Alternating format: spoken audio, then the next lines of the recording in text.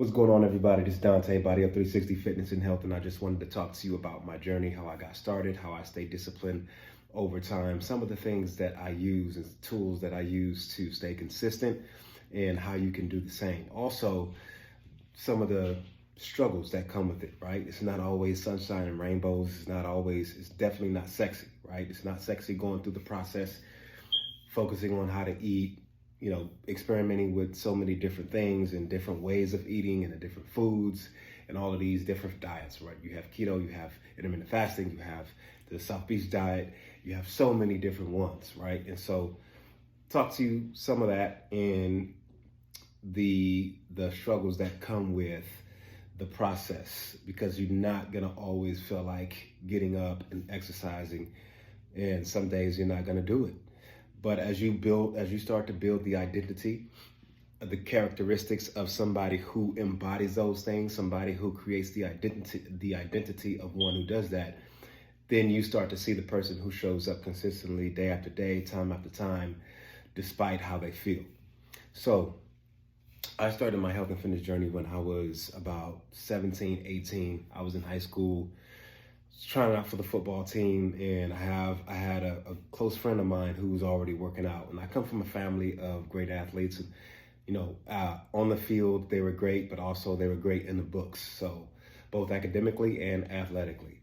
And I think that played a role in it, and definitely seeing athletes and stuff like that around my family, people going to football games and basketball games. My older sister, she played basketball. She was on track to get on board with the WNBA.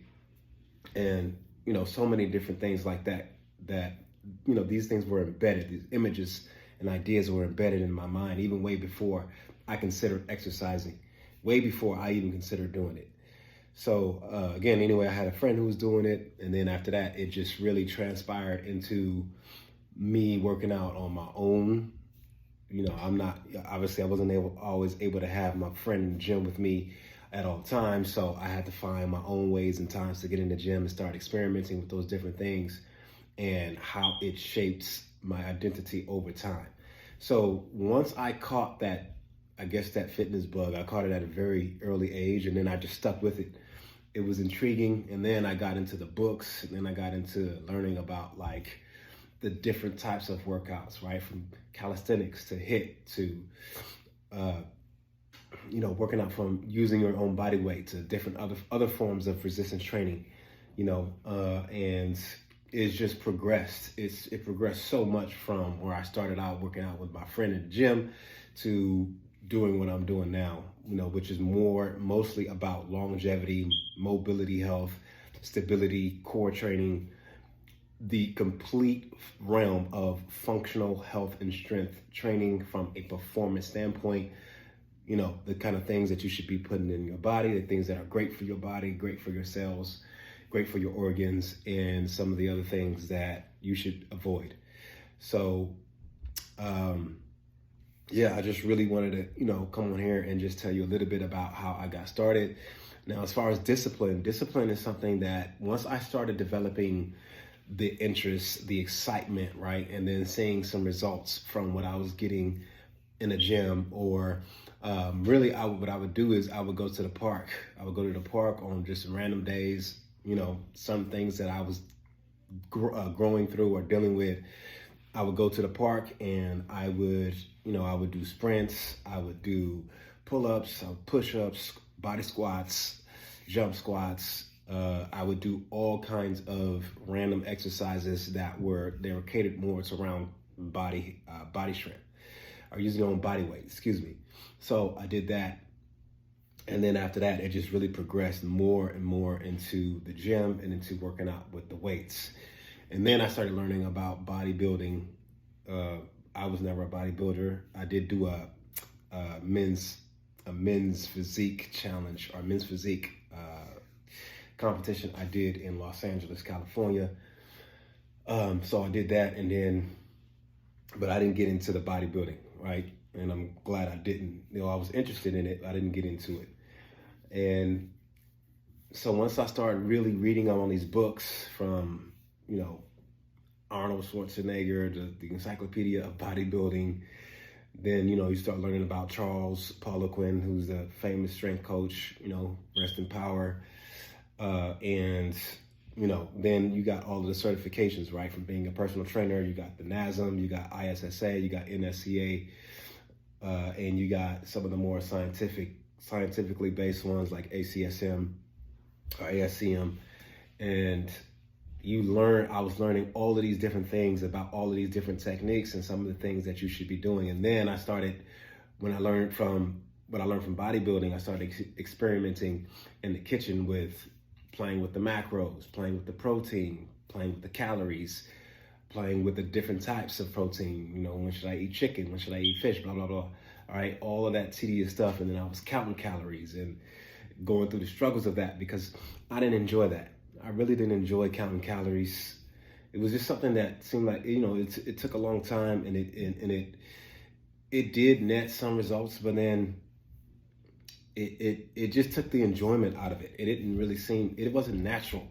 It's not, it's not a natural thing to do. And so I just started focusing on more of what my body looks like when I ate certain foods, how much I was eating throughout the day. If I was eating right before bed, how would I feel?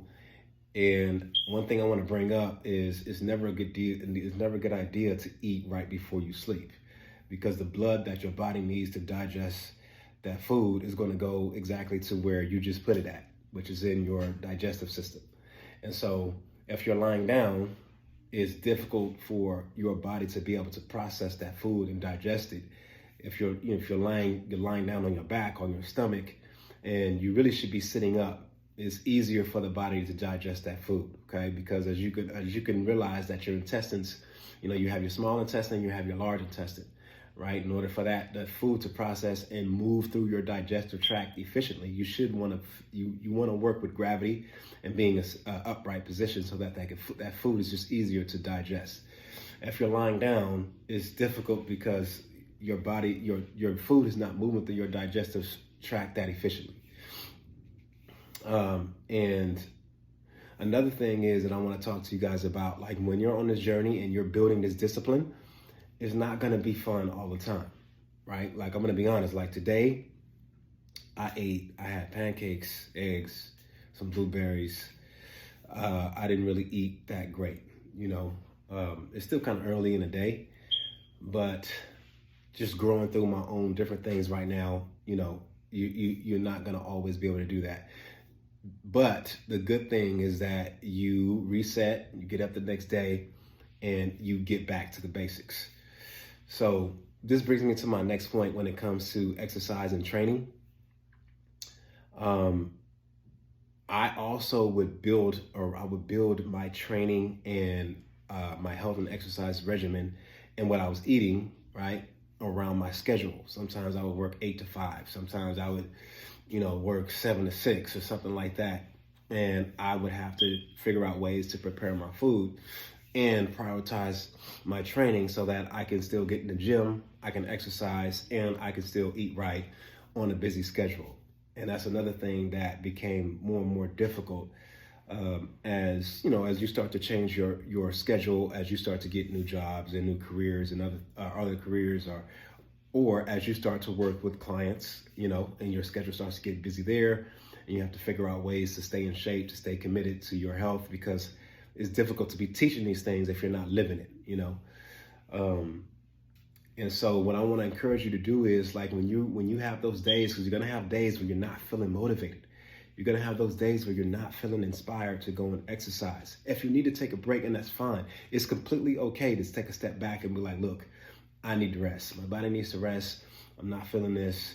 Let me recoup and then come back the next day. Just make sure you come back the next day. You take time, you regroup, you go over what it is that you ate or what it is you've been eating over the past week, if it's worked for you, or if you've had any kind of problems or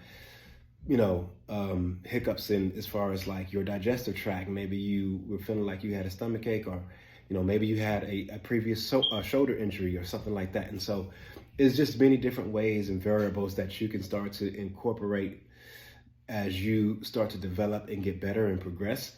But one thing that I want to tell you is like just being able to identify with some of those crucial days when it's raining and it's cold and you're not as motivated to get up and exercise. When you find that yourself is able, when you find that you're able to do it anyway, you're gonna have some of the best workouts of that time. And just keep that in mind, and it's okay, again, like I said, to take a break, to regroup and come back the next day. There's always ways to improve. All right. So just keep those things in mind. Stay tuned for more videos. I'm going to be posting more videos and stuff like that about our journey and some of the things that you could do to start implementing to help yourself to be better and to improve and to live a lifestyle of longevity, mobility, and health and wellness. Thank you.